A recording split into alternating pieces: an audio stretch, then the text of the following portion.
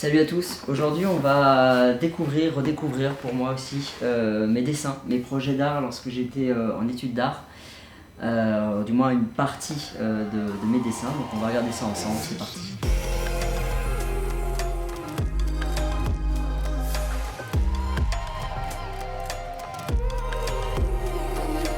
Alors du coup, je sais qu'il y en a quelques-uns que j'ai rangés là-dedans. Donc il y a des choses qui datent de mes études, il y a des choses qui datent d'après mes études quand je continue un petit peu à dessiner. Ça c'était un dessin de modèle vivant. On avait des petits challenges en fait, on devait redessiner ce qu'on avait devant nous, parfois en moins de 10 secondes, 30 secondes, parfois on avait 1 minute. Et voilà, on avait une petite limite de temps pour nous apprendre un petit peu à observer, à retranscrire assez rapidement. Donc le plus dur dans tout ça, c'est de respecter les proportions. Et donc chacun était libre d'utiliser l'outil et le support qu'il voulait. Alors des fois c'est juste des recherches, ce qu'on peut appeler des sortes d'études un petit peu. Genre là j'avais griffonné quelques griffonnages d'oiseaux clairement, mais c'est juste des petites recherches un petit peu de posture parfois. Bon alors là j'ai dû faire parler un peu trop mon imagination. On est sur un mélange de calamar, serpent. Il y avait des jours comme ça moi où... Qu'est-ce qu'on a d'autre? Oh ça c'était super cool ça. C'est un exercice qu'on faisait avec des taches. En fait on faisait plein de taches d'encre. Et une fois que c'était sec, dans les formes qu'il y avait, dans les coulures, les splashes, le machin, tout ça, on devait essayer de distinguer des formes, des silhouettes, n'importe quoi. Ce qu'on voulait, c'était pas forcément quelque chose de réel. Donc voilà, moi j'étais parti sur un étang un peu toxique avec des créatures cheloues qui sortent, enfin voilà. Ah, ça je m'en rappelle, c'était bien. C'est une des illustrations qui avait servi pour un livre illustré que j'avais fait. Donc là c'était une île en fait, on voit, on a le bateau ici qui s'approche tout doucement de l'île. Il y a une petite maison à l'abandon en haut. Ça c'était la petite maison qui était en haut de la falaise justement. En fait il se rend compte dans la nuit que l'île bouge, donc ça l'inquiète un petit peu. Et en fait l'histoire c'est que l'île en fait elle est sur le dos d'une créature géante. Et en fait c'est la créature géante qui garde un peu un secret sur cette île. C'est une île qui se trouve sur son dos. Et en fait elle regorge de trésors, simplement personne n'arrive jamais à repartir ou à survivre parce que la créature se réveille. Et en fait elle inonde complètement l'île en retournant sous l'eau. Donc c'est pour ça que c'est une île qui disparaît, qui réapparaît. Parce que le poisson, enfin la créature bouge tout le temps. Et elle est jamais au même endroit. Donc oui, l'île se retourne exactement comme dans Fortnite. En fait ils m'ont appelé, ils m'ont dit on adore ton histoire et tout, on veut prendre un peu sur ça. Donc voilà, ils ont un peu changé l'histoire, mais c'est pas grave, c'est pas grave.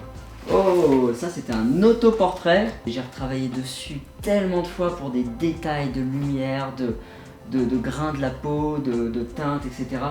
Et j'ai passé énormément de temps, c'était en 2014, il est daté celui-là.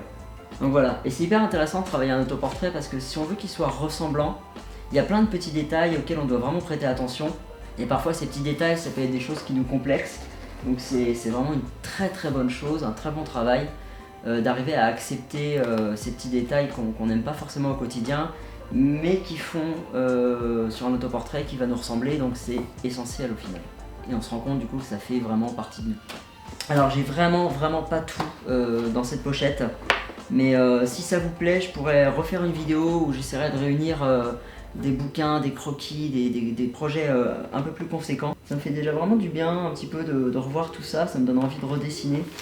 Ça c'est sympa. Alors, c'est un petit croquis que j'avais réalisé d'après une photo. Et bon là il s'est un peu estompé, mais j'avais adoré travailler les différentes teintes de la peau.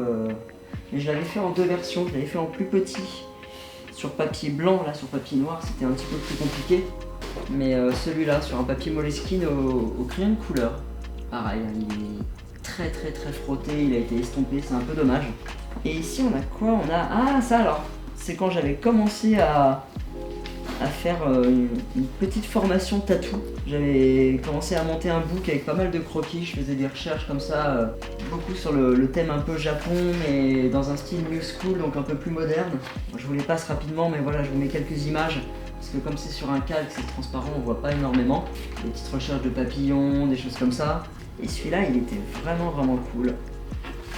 Je l'ai jamais terminé. C'était un navire en pleine tempête, donc on voit les nuages, les vagues et tout, l'océan qui se déchaîne.